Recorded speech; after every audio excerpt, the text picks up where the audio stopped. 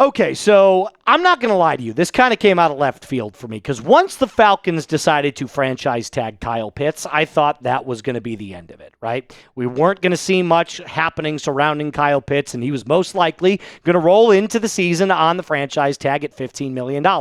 And then one NFL insider named Jonathan Jones, who works for CBS Sports, came out and said that might not be the case. The Falcons might still be open to fielding calls on Kyle Pitts. Welcome in, Falcons fans, to Falcons Today by Chat Sports. My name is Moose. And if you're wondering what are the credentials of this guy, Jonathan Jones, well, he had been elevated just recently to lead NFL insider.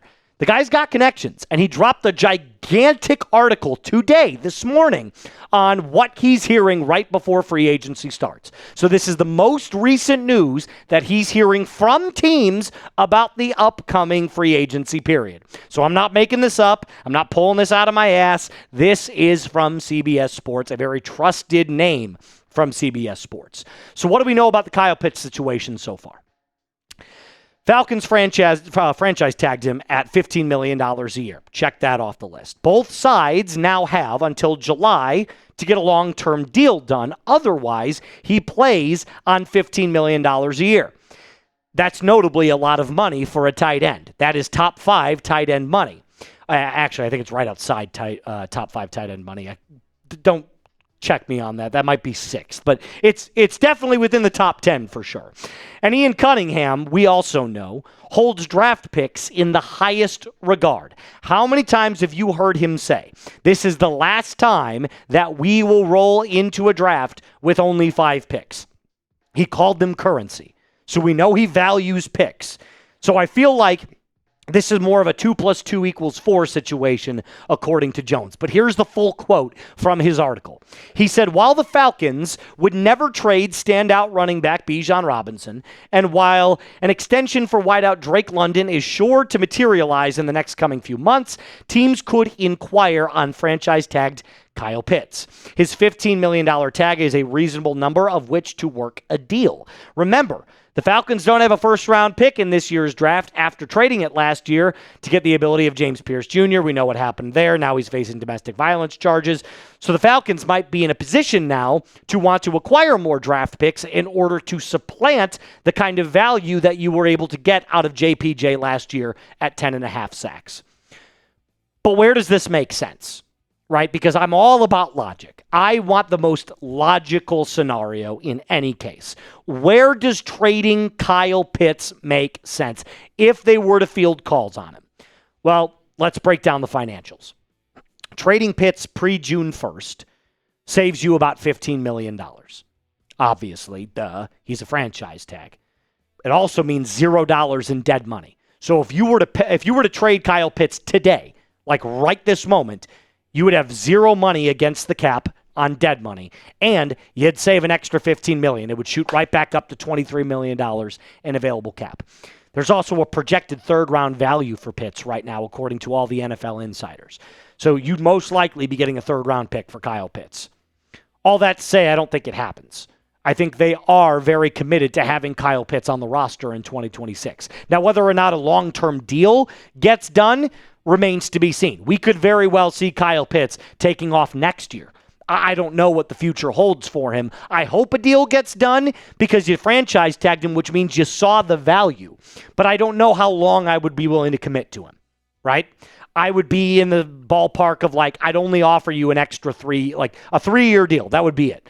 And I don't even know if the Falcons are open to that. I think it just might be biding time to figure out if there is more time to get a trade off. There's so much up in the air with Kyle Pitts, given his fact that he's been franchise tagged. So who are some interested teams that we know for a fact are needy of a tight end and have definitely expressed interest in that position? The New England Patriots are one. The Washington Commanders, the Philadelphia Eagles are moving off of Dallas Goedert, and there is rumors now that they're interested in David Njoku. We'll touch on him later in this live show. And the San Francisco 49ers with George Kittle's injury, and the Tennessee Titans have been very open about wanting a tight end as well. There's 5 teams right now that you could trade for.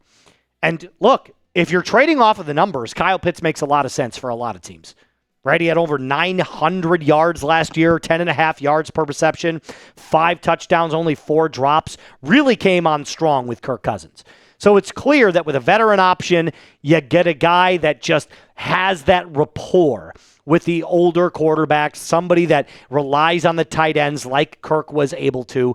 And Kyle Pitts, PFF-wise, was one of the top tight ends in the league. Now, we know from the eye test and watching the game that Kyle Pitts was a roller coaster last year. The numbers don't always do it justice. So I would be more than okay moving on from Kyle Pitts. I'd be more than okay with keeping him on the roster next year. I'm open to both of those things. Mostly because I don't know what Kyle Pitts is. Is he the home run hitter that we drafted 4th overall and projected him to be? No. Is he a bust? Hell no. He's somewhere in that middle range of solid tight end in the National Football League, and that's okay. But let's go back to Ian Cunningham for a second, because this is where the kind of X factor comes into. It's with Ian Cunningham. He said, this is the last year that we have 5 picks. This is the last year that we have 5 picks. Meaning what? He plans to roll into the draft where we stand. I'll bet you during the draft he trades down. That's my guess. On draft night, night 2, he'll probably trade down to acquire more 3rd-round picks. That's my guess. Only because when he started with Chicago, they had 5 picks. They ended that draft with 10.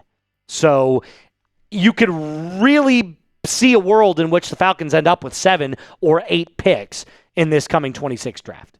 So let me ask you this. Will the Falcons take calls on trading Kyle Pitts? I think they'll take calls. I don't think they'll trade him. So you let me know in the comment section down below, or if you're watching during our live show, get down in the live chat and let me know right now if you think the Falcons will take calls on trading Mr. Pitts. Coming up next, the Falcons' final plan for free agency. I've gathered all of the notes, all of the whispers that I've heard about what the upcoming plan would be for the Falcons in this next coming, 4 days? Because legal tampering period starts on Monday, and that at the time of this recording is just 5 days away. Okay, before we do that, though, got to tell you about my friends over at Factor Meals. If it's 2026, which it is, and you still don't have any time to cook, my friends, I have a solution for you. It's Factor Meals. Factor doesn't ask you to meal prep or follow recipes. It removes the entire problem. 2 minutes, real food, you're done. Choose from 100 rotating weekly meals with lean proteins, colorful vegetables, whole food ingredients, and healthy fats, the stuff that you'd make if you had the time. Plus, the new Muscle Pro collection supports strength and recovery.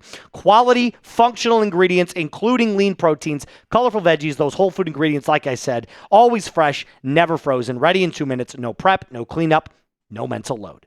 So head to factormeals.com/FalconsChat50 off and use code FalconsChat50 off to get 50% off and free breakfast for 1 year. Eat like a pro this month with Factor. New subscribers only, varies by plan. 1 free breakfast item per box for 1 year while subscription is active.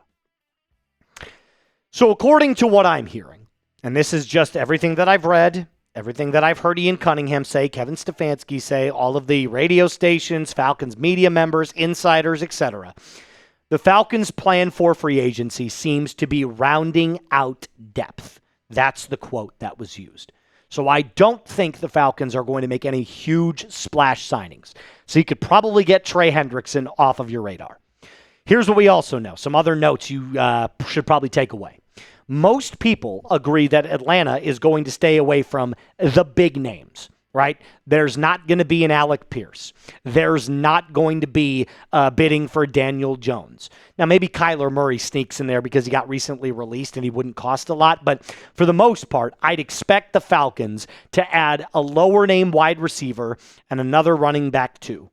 Maybe some defensive line as well, and also some maybe a veteran quarterback if you don't end up trading for a Bagent or you don't go and sign a Kyler Murray or a Tua Tagovailoa for that matter. So I'm sure the next resounding question you're going to ask is, well, you just mentioned lower name wide receivers and running backs, lower name free agents. Who are those lower names? I've compiled a list of guys right here. Jalen Nailor, wide receiver from the Minnesota Vikings, who is expected to get a very, very high market value, only going to be around 2 years, $10 million.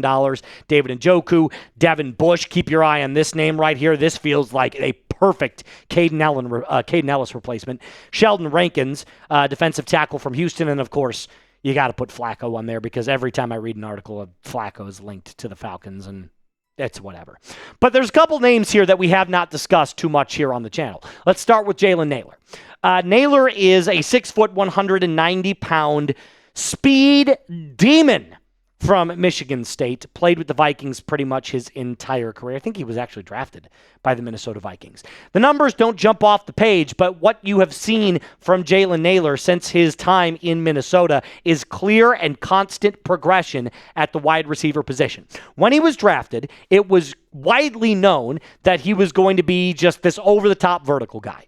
And he was that for a long time. He has since developed his route running. And again, numbers, not that great. 53 targets, 29 receptions, but how bad was the quarterback play last year in Minnesota? Dog water. 444 yards. 444 yards. Good Lord. 15.3 per reception, which is a pretty good chunk yardage play. 4 touchdowns, only 1 drop, so he's got some pretty good hands as well. And again, like I told you, he hasn't really gotten the full scope of being a wide receiver 2 yet. He's sitting behind Justin Jefferson. He's sitting behind Jordan Addison. That's why most people are saying, with how bad the quarterback play was, the fact that he was the wide receiver 3 behind 2 of the very best in the league proves that this guy's going to be a very, very good player for whatever team comes to him next. And I'm not the only one saying that. There's a lot of different insiders saying the same thing. Sleeper NFL aggregated all this. Wide receiver Jalen Nailor is expected to have a robust market in free agency per one Alec Lewis, and per Spotrac, his projected market value is $4.7 million per year. Cheap. Multi-year deal. I'd sign him to a 2-year, $10 million deal right now. And here's another good thing. You can move him anywhere. Chess piece. Half in the slot, half out wide, crazy speed downfield. And that 50-50, by the way, you can go back. He almost cut exactly in half where he played last year with the Vikings. It was half in the slot and half outside. And if you're looking at the Falcons wide receiver room, this is the perfect Darnell Mooney replacement. You get Drake London, you retain Kyle Pitts, you have Jalen Nailor. I mean, it sounds good to me. And don't forget, we still have Bijan who catches passes. So you also have to factor in Bijan in the receiving game as well. So if the Falcons did not want to break the bank on a wide receiver, this is a very, very good option. And then you could always draft someone in the 2026 draft. The next guy on this list, I can't wait to talk about him. Devin Bush. Please sign Devin Bush. I know we want Caden Ellis back.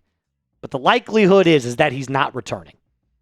Everybody believes he's going to be a top 3 off-ball linebacker in this free agency class. I don't think Ian Cunningham and Matt Ryan are ready to pay that kind of money for Caden Ellis' position. So Devin Bush seems like one of those players that you could probably sign for $9-10 million. The numbers last year were incredible. He was one of the best linebackers productivity-wise in the league last year. 125 tackles, 7 for loss, 2 sacks. So he doesn't blitz a lot, so Caden Ellis has that over him. But look at his coverage grade. 80. PFF grade overall, 87.6. Statistically speaking, you were looking at a top 5 linebacker in the league last year. He was nuts. PFF said the exact same thing. They agree with me.